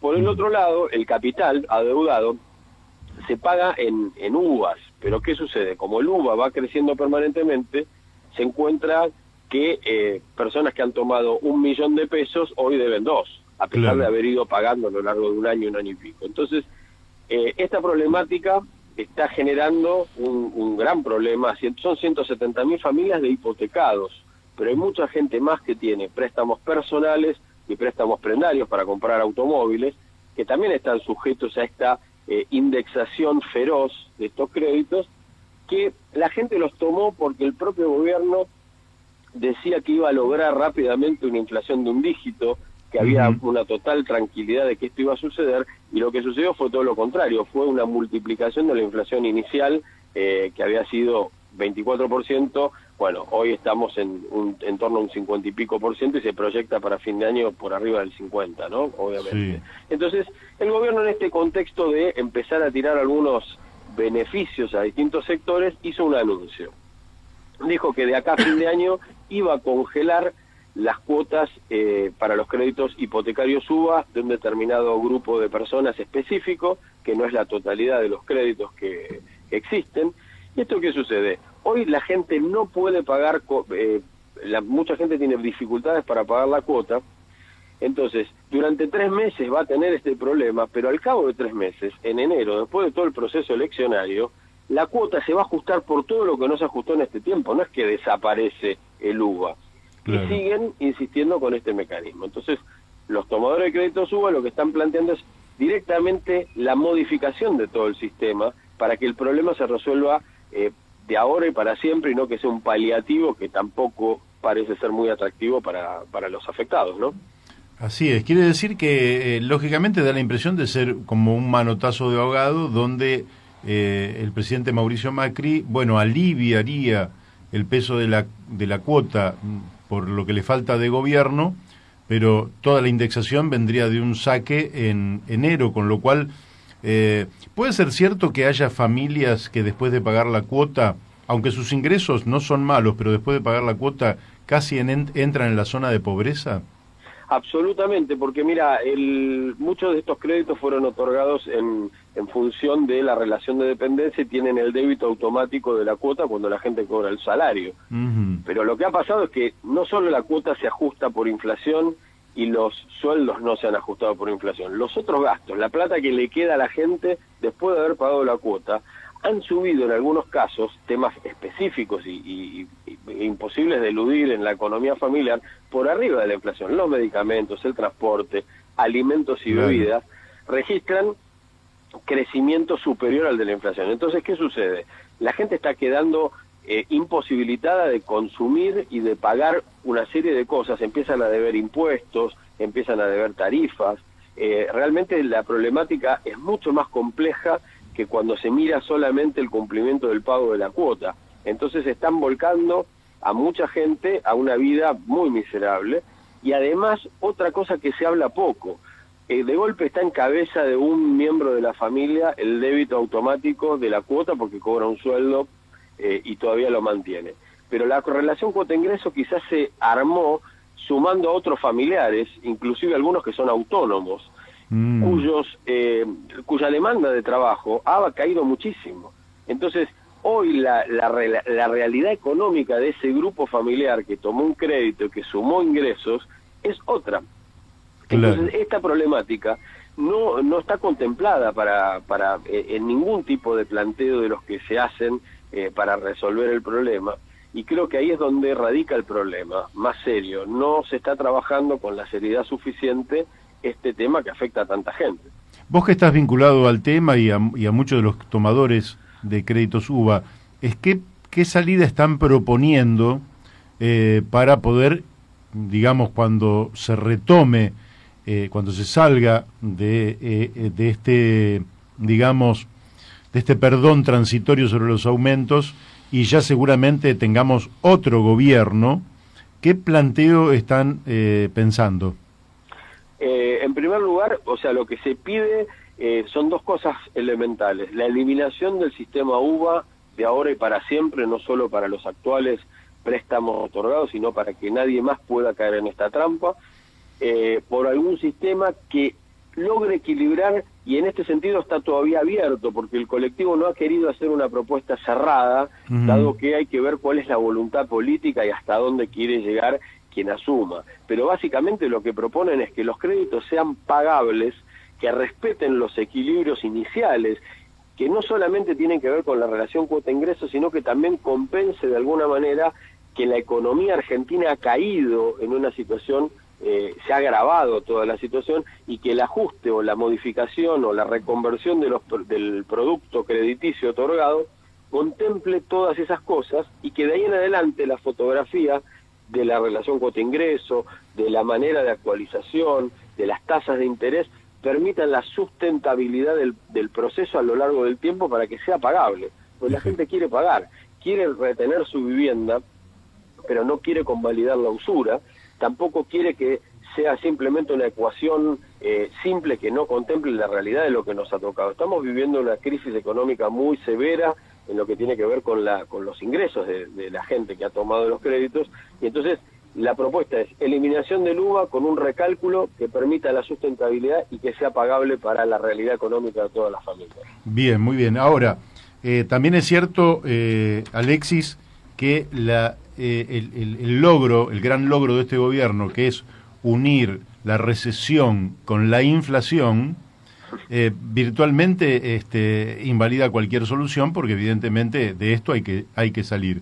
¿Cómo estás viendo vos, y aprovecho que sos economista, esta etapa de transición en la cual la disparada del dólar, las altísimas tasas por las LELIQ, las reservas que están en cuestión, en fin, todas variables que da la impresión que siguen estando en manos de un gobierno que no ha sabido manejarlas durante todos estos meses, y que van a ser virtualmente la herencia inmediata que va a recibir la próxima administración el día 10 de diciembre de este año? La verdad que es muy decepcionante la gestión económica del gobierno desde el día 1 a la fecha. Hay un tema que para mí no se le ha dado la importancia que tiene, y que quizás empezó a circular o a entenderse un poquito en la última corridita que hubo con el dólar, que tiene que ver con la permanente estrategia de marketing que ha utilizado el gobierno de descalificar de una manera muy peligrosa a la oposición, diciendo prácticamente que somos nosotros o el caos. Y en cuanto foro internacional, en cuanto lugar pudiera el presidente, internacionalmente hablando, fue generando toda esta visión y reforzando esta visión, digamos, de un cataclismo futuro si perdiera el poder. Y esto hoy le está jugando en contra. Yo ya lo venía sosteniendo hace rato. Me parecía descabellado que un presidente que busca salir, o debería buscar salir de la crisis que se encuentra el país, a medida que iba creciendo la popularidad de posiciones opositoras y que siguiera insistiendo con esto, lo que estaba haciendo era minar su propia credibilidad. Y de hecho es lo que viene sucediendo. Entonces, creo que todo lo sucedido en materia del resultado de las PASO, lo que declaró el presidente posteriormente con ese reto y ese enojo, y diciendo que lo que se venía era lo peor, la desaparición de la Argentina, si no recuerdo mal que lo mencionó, le juega totalmente en contra e incidió muchísimo en toda esta corrida que hubo. Ahora, el gobierno no ha tenido una política seria nunca, ha jugado permanentemente y cíclicamente con esto del carry trade o la bicicleta financiera, ha favorecido el ingreso de dólares financieros especulativos, y esto como un resorte que se tensa y en algún momento se suelta. Es lo que pasó. Lamentablemente, bueno, esto sucedió. Hoy creo que el gobierno de vuelta comete un gravísimo error, sigue con el traje de candidatura, el traje electoral, y tiene que empezar a ponerse, en definitiva, el traje de presidente para garantizar la gobernabilidad de tal fin del mandato. Creo que esa es inclusive su mejor herramienta electoral, porque si empieza a hacer eso y deja un poco de lado el discurso cansador de seguir profundizando la división, puede ser que tenga hasta inclusive mejor resultado y más apoyo. En ese contexto, hoy la presión está sobre el dólar, es el tema central, es el meollo de la cuestión, es ver si el Fondo Monetario les va o no dar los 5.500 millones de dólares que faltan del último tramo, porque hay unos incumplimientos notorios en materia del acuerdo que han hecho, y eso también representa de alguna manera un poco más de seguridad de que no se vuelva a escalar el dólar. Es muy delicada la situación, tiene mucho que ver con expectativas, tiene mucho que ver con la credibilidad y con temas políticos. El gobierno hasta el momento no ha mostrado mucha soltura en lo político y creo que hago mucho hincapié en eso, porque más allá de que estructuralmente hay muchos problemas, una escalada alocada del dólar puede rápidamente transformarse en una hiperinflación, ya lo hemos vivido. Creo que hoy están dadas las condiciones de encontrar este equilibrio más alto, en 60, contribuyeron las mesuradas declaraciones del candidato Fernández, como para calmar un poco los ánimos, y esperemos que el gobierno deje de seguir tirando propuestas marketineras que realmente no suman y trabaje con mayor seriedad en los temas centrales que hacen a esta gobernabilidad necesaria para llegar a buen puerto. Bien, bien. Bueno, la última cortita que te tiro es, ¿cómo estás viendo por lo menos los referentes económicos que están rodeando a Alberto Fernández, que son los que efectivamente van a tener que tomar el timón de la economía, que no sabemos quién específicamente, pero el día 10 de diciembre? ¿Cómo lo estás viendo a ese equipo? Mira, todavía no, a mí no me queda muy claro quién va a liderar el equipo de Fernández. Hay algunas personas que ya se perfilan. Tenemos el caso de Guillermo Nielsen, que es una persona bastante ortodoxa en materia económica. Vos sabés que yo no soy de ese perfil, pero que quizás les pueda ser muy útil en materia de renegociación con el Fondo Monetario, que es una necesidad que tiene la Argentina. Nosotros no podemos continuar con este programa de stand-by, es necesario pasar a uno de facilidades extendidas, y seguramente Nielsen tiene los contactos y la voluntad manifestada ya prácticamente de poder encarar esa cuestión. En materia de quién va a manejar el resto de los resortes no lo tengo muy claro. Lo que podemos tomar son algunas consideraciones que ha hecho Fernández para que nos dé un poco una idea de la orientación. La orientación apunta a salir de la recesión, a generar un poco un estímulo al consumo, un estímulo a las pymes. Se entiende que por ese lado viene un poco la cosa, tener alguna tasa subsidiada para pymes, buscar modificar de alguna manera toda esta situación de las LELIC, que es tan explosiva para el futuro, y siempre partiendo de reprogramar un poco el tema con el fondo, que puede generar un poco de aire y mayor credibilidad para la situación que arranca, ¿no? Bueno, Alexis, te agradecemos mucho esta participación en La Brújula, Por favor. Y como siempre te vamos a volver a molestar, ¿eh? No hay ningún problema, te mando un abrazo y muchísimas gracias. Gracias a vos. Bueno, habló Alexis Dritsos, economista, y nos ilustró sobre un problema que están viviendo no solo 170.000 familias argentinas que tienen crédito hipotecario, sino muchos otros que han tomado créditos UVA y que realmente es un problema gravísimo que están enfrentando, justamente porque si el salario real perdió el 30% frente al proceso inflacionario, es indudable que se hace virtualmente imposible solventar lo que es prioridad número uno, que es pagar la cuota de la vivienda. Todo el mundo quiere tener su vivienda, no quieren que el Estado se las regale, pero tampoco que le haga imposible las condiciones macroeconómicas como para pagarlo. Así que le agradecemos a Alexis su participación en el programa. Y Jorge, lógicamente que la vida de San Martín se ha escrito tanto, ¿no? Es el padre de la patria y ha tenido, tiene 1000 anécdotas, tiene 1000 historias. ¿Qué más nos podés decir sobre San Martín? Bueno, quería leerles algo de Carlos Ibarburu en su San Martín íntimo, en relación a esto que estábamos charlando antes, ¿no? Con, digamos, todo lo que tuvo que ver el sacrificio, el esfuerzo del pueblo mendocino. San Martín escribe, ya en su exilio en Boulogne-sur-Mer, donde va a estar sus últimos años, dice: el ejército denominado de los Andes no tuvo por base más que 180 hombres del batallón número 11, sin la menor instrucción y malísima disciplina. 8 meses antes de emprender la expedición a Chile, fueron remitidos por el gobierno el batallón número 7 con fuerza de 450 plazas y 220 granaderos. El resto del ejército fue reclutado de la provincia de Mendoza, cuyo patriotismo y sacrificio en aquella época exceden a toda ponderación.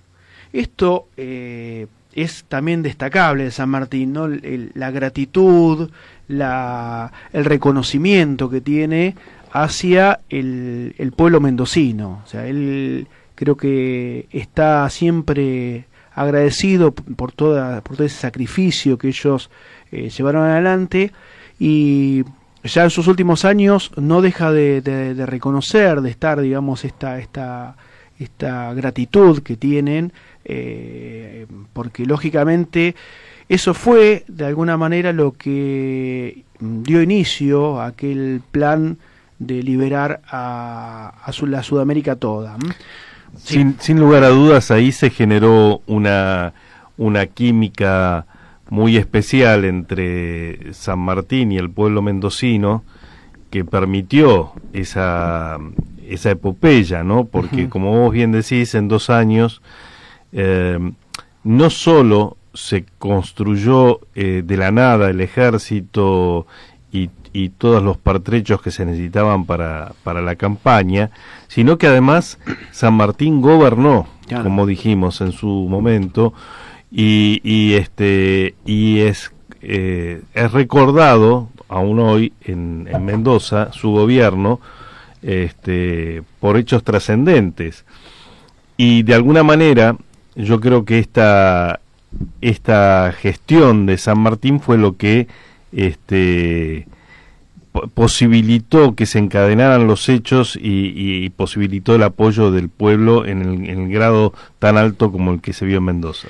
Sí, porque aparte el pueblo veía esa austeridad que San Martín ponía con su presencia en cada momento como un eje fundamental, ¿sí? Claro. Es decir, cuando uno tiene esa figura, esa manera de conducir, lógicamente también genera una motivación diferente. O sea, la gente que lo acompaña a San Martín, o sea, saben que están obrando, digamos, de la mejor manera posible. O sea, distinto es cuando tenés un líder que tiene solamente una ambición personal o una idea de conquista, ¿sí? O sea, acá en el caso de San Martín esa idea jamás aparece, y siempre, digamos, ese manejo tan sobrio, tan austero que lo va a caracterizar a lo largo de toda su vida política, que repito, son solamente 12 años. Yo cuando estaba repasando algunos datos puntuales que ya me había olvidado, ¿no? O sea, San Martín tiene una actuación política y militar en nuestro país desde 1812 a 1824. Solamente 12 años. En esos 12 años lleva adelante el armado del ejército de granaderos, la batalla de San Lorenzo, el cruce de la cordillera, las batallas que libran Chacabuco y Maipú victoriosa, y la derrota de Cancha Rayada, que va a ser la única derrota militar en su vida, y después el plan de llegar hasta Perú para, bueno, avanzar sobre el territorio peruano y finalmente proclamar la independencia de Perú. Sí, y va a ser en 1824 también la batalla de Ayacucho. Sí, es ahí donde se logra la derrota definitiva de los españoles, y de alguna manera se asegura toda la América del Sur con gobiernos propios. Y ahí va a ser el general Sucre. Sí, Sucre, y esto después, bueno, va a generar en algunos conflictos, porque, bueno, ya empiezan el tema de las divisiones, la Junta de Guayaquil, la famosa entrevista de Guayaquil entre San Martín y Bolívar, porque había la idea de constituir en Guayaquil un gobierno propio. Entonces esa entrevista parece que, bueno, tuvo como finalidad tratar de acordar qué hacer con Guayaquil, ¿no? Guayaquil, el gobierno pretendía ser un gobierno autónomo de Perú y de Colombia, o sea, Bolívar pretendía incorporarlo para territorio colombiano, y había algunos peruanos que querían incorporarlo como parte de su territorio. Bueno, finalmente de ahí después derivó la formación de lo que es actualmente la República Hermana de Ecuador.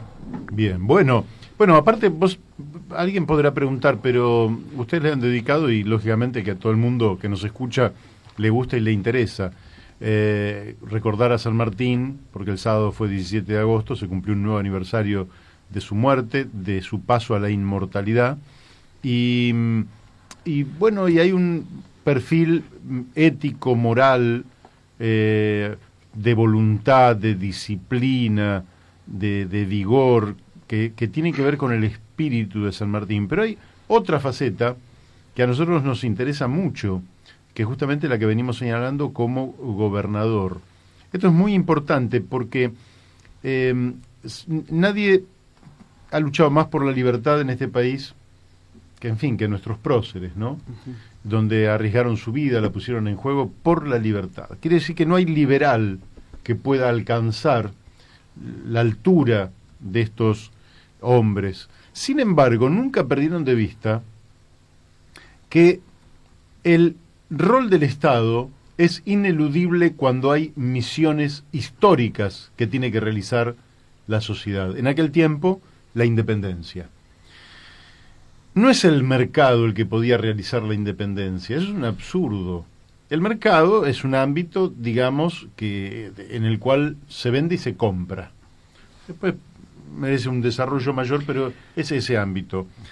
El rol del Estado en la Argentina, tampoco tenemos por qué descubrir cosas nuevas, porque San Martín marcó el rol del Estado en función de misiones históricas. Hoy la Argentina tendría por misión histórica terminar con la pobreza en nuestro suelo, darle dignidad al 100% de las personas. Y por tanto, todas las acciones del gobierno, desde las financieras hasta las sociales, desde las económicas, productivas, tecnológicas, científicas, educativas, sanitarias, edilicias, problemas de vivienda, infraestructura, agua potable, cloacas, comercio exterior, todo debería tener como eje no la ganancia del capital, sino poder terminar con la pobreza. Y eso se podría hacer en un tiempo relativamente breve. ¿No entendés que San Martín también nos deja esa enorme enseñanza? Sí, totalmente. Aparte, digamos, uno tiene que evaluar las prioridades, ¿no? O sea, cuando San Martín planificó la elaboración de lo que va a ser el famoso Ejército de los Andes, tuvo en cuenta también otras cuestiones, como el tema de la educación, el tema de la salud. O sea, no es que solamente se centró en la preparación del ejército, porque si no estaríamos hablando de un San Martín exclusivamente militar. O sea, San Martín realmente fue un político, fue un dirigente de mucha formación, de mucha preparación, y un visionario también, ¿no? Porque lo que decía Daniel hace un ratito de la idea de llevar adelante un plan para impulsar una fundición, para tratar de generar sus propios recursos militares, la confección de los uniformes, etcétera. Lógicamente está hablando de un San Martín visionario. Así es. Bueno, vamos a hacer un pequeño temita, Beto, y volvemos enseguida aquí en La Brújula para los últimos minutos del programa de hoy, que ha sido intenso, que le hemos dado poca música y un poquito de música nos viene bien a esta altura de la tarde. Seguimos aquí en La Brújula. Bueno, ya les vamos anunciando que mañana va a estar en el programa Fabio Basteiro, con el cual vamos a compartir la mesa. Y vamos a tener, un par de invitados muy importantes, como Antonio Bonfatti, ex gobernador de la provincia de Santa Fe, y también Jorge La Peña, ex secretario de Energía del gobierno de don Raúl Alfonsín. De manera que los temas que vamos a estar abordando son de extraordinario interés, y ya los estoy convocando entonces para el día de mañana. También quiero decirles que tengo de Lucía Alberti, de la Unión Cívica Radical, un pedido de difusión del Instituto de Derechos Humanos Mario Abel Amaya. Convoca a acompañar la colocación de una placa recordatoria en el Comité Nacional Alsina 1786, Ciudad de Buenos Aires, 20 de agosto de 2019 a las 18:30 horas. Y también tengo de un un seguidor extraordinario, que 2 minutitos los vamos a aprovechar y vamos a pasar a Mario Morales. Mario, si nos estás escuchando, a riesgo de no saber qué es lo que pones, pero vamos a pasar estos 2 minutitos y después vamos a ir cerrando con Jorge Cultri, a quien le agradecemos muchísimo su participación, y Daniel de Abrantes. Vamos a ir cerrando el programa, pero vamos a escucharlo a Mario Morales. Muy bueno el programa de hoy, como siempre. Bueno, bien lo que dejó Gargarella, Culti y Dixos. Fantástico lo tuyo y esos aportes también de Daniel de Abrantes. Así que buenísimo, realmente. Es un programa que deja mucho y para, digamos, elaborar todos los conceptos que uno puede hacer, digamos, en cuanto a todo lo que viene sucediendo en este momento tan crucial para el país, que tenemos que soportar todos los argentinos, lamentablemente, de un grupo de mafiosos, o sea, porque de otra cosa no se puede hablar, donde realmente falta, es un grave problema de conducta el que estamos padeciendo, y bueno, y esta gente, bueno, indudablemente no quieren reconocer su derrota, reconocieron su derrota, pero bueno, por otro lado largan una falsa expectativa para quienes todavía le creen, que son muy poquitos, ¿no? Como Lilita Carrión cuando dijo, muertos los sacan desde Olivo. Bueno, es otro mensaje mafioso, otro mensaje prepotente, y violento, ¿no? Y después, bueno, con solo ver cómo el presidente de la Nación se maneja en el contexto internacional, también hay hechos que lo marcan como una persona como es totalmente autoritaria, reconoce el gobierno de Guaidó en Venezuela, y por otro lado también se abraza con Bolsonaro en Brasil, y bueno, habla muy claro, digamos, a cómo es él, ¿no? De su conducta, o sea, él se abraza y precia a todos los que tienen ese procedimiento con una conducta que, bueno, es totalmente autoritaria, por así decir. Ver lo que hizo Bolsonaro con Lula en Chile, cómo realmente pretenden apoderarse es suficiente como para poder sacar de ellos una conclusión. Así que bueno, te agradezco, Mario, y bueno, mañana nos estamos nuevamente hablando, viendo. Bien. Bueno, aquí tenemos el mensaje, lo largué al aire tal cual llegó en crudo.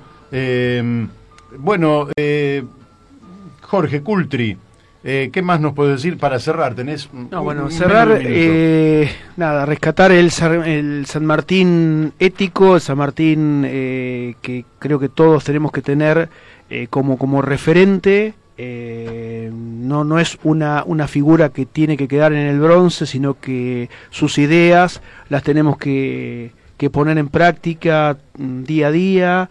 Esto de la honestidad, de la honradez, del sacrificio, creo que son valores que como sociedad tenemos que llevar adelante en nuestra labor cotidiana. Y déjame mandar un saludito a Mili, mi sobrina, que me está escuchando, es también muy, muy apasionada por la historia. Muy bien. Daniel, algo último sobre AMLO, Andrés Manuel López Obrador, presidente de México. Sí, acá seguimos con entusiasmo la gestión de AMLO. No, esto que comenté al principio, en la conferencia de hoy, casualmente tocó una cantidad de temas que acá se vieron desde una óptica más local, pero que en definitiva son problemas que cruzan a todo nuestro querido continente, ¿no? Los gobiernos y sus vínculos con la ética y su compromiso con el pueblo, ¿no? Muy bien. Bueno, ya despidiéndonos, les digo que hay un derrumbe de los títulos públicos en Nueva York, a pesar de que la nata fue a Wall Street a ver cómo estaban los mercados, y anoche dio un informe al respecto. Parece que no dio resultado, porque hoy el riesgo país sube un 14%, se va hasta 1.897 puntos. Quiere decir que la confianza en la Argentina ha llegado a un punto igual casi a cero. Nadie cree en el futuro nuestro. Lamentablemente esto es dramático, porque 1.897 puntos muestran a un país que va derecho a un nuevo default, derecho al incumplimiento de sus obligaciones, derecho al descrédito más grande sobre nuestro destino. Esto es lo que hay que revertir. Esto se revierte con trabajo, con austeridad, con seriedad, con esfuerzo, disciplina, con unidad nacional, que es lamentablemente lo que Durán Barba ha venido a minar, ha venido a hacer estallar a través de la especulación electoral de la grieta. La grieta entre los argentinos nos tira para atrás. Es un pésimo negocio económico, social y humano para los argentinos. Debemos volver a la bandera de la unidad, pero una unidad con contenido, con grandes misiones históricas, porque cuando los argentinos tenemos una misión histórica, y ahí está San Martín para enseñarnos el rumbo, somos capaces de cosas increíbles, y en cambio, cuando lo que abunda es la miserabilidad y el egoísmo, entonces nos hundimos, nos desbarrancamos, como lo que está ocurriendo con nuestros títulos públicos hoy en los mercados del mundo. Aquí nos despedimos, siempre optimistas a pesar de que vengan las nubes más oscuras, y mañana nos vamos a encontrar entonces aquí por Radio La Luna AM 1140 a partir de las 12 en La Brújula. Chau, hasta mañana.